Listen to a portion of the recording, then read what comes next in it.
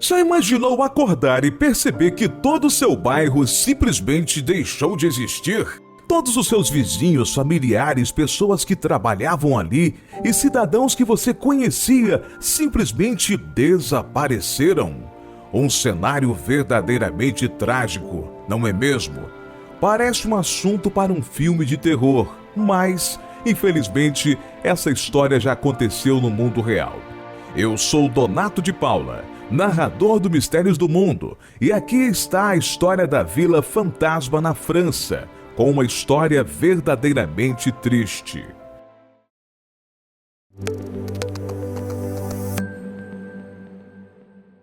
Entre tantas cidades abandonadas que existem no mundo, podemos dizer que a história dessa é uma das mais terríveis. O local já não é habitado há 75 anos e não porque seus moradores a abandonaram. Eles foram simplesmente massacrados. Durante um único dia, em 10 de julho de 1944, 642 vidas foram ceifadas. E nem as construções da vila foram poupadas. Os responsáveis foram os soldados nazistas da Waffen-SS, que invadiram o local poucos dias após o desembarque das tropas aliadas na Normandia, que ocorreu em 6 de julho de 1944, data conhecida como Dia D. A vila era habitada por moradores comuns e não tinha exatamente uma razão ou motivo estratégico para ser capturada, sendo esse um dos maiores ataques cometidos por nazistas contra civis em toda a guerra. Agora vem a parte pior da atrocidade. Os soldados simplesmente fuzilaram todos os homens e ordenaram que as mulheres e crianças se reunissem dentro de uma igreja no centro do povoado. Então, eles atearam fogo no templo, e quem estava ali agonizava queimando até a morte. E os que tentavam fugir, esses foram simplesmente metralhados.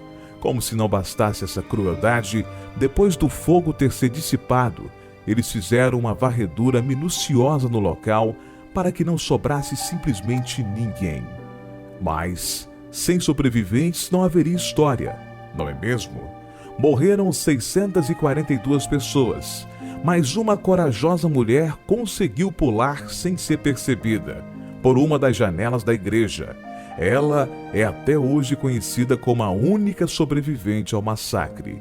Embora existam teorias e suposições de que 3 ou 5 outras pessoas teriam conseguido fugir a tempo.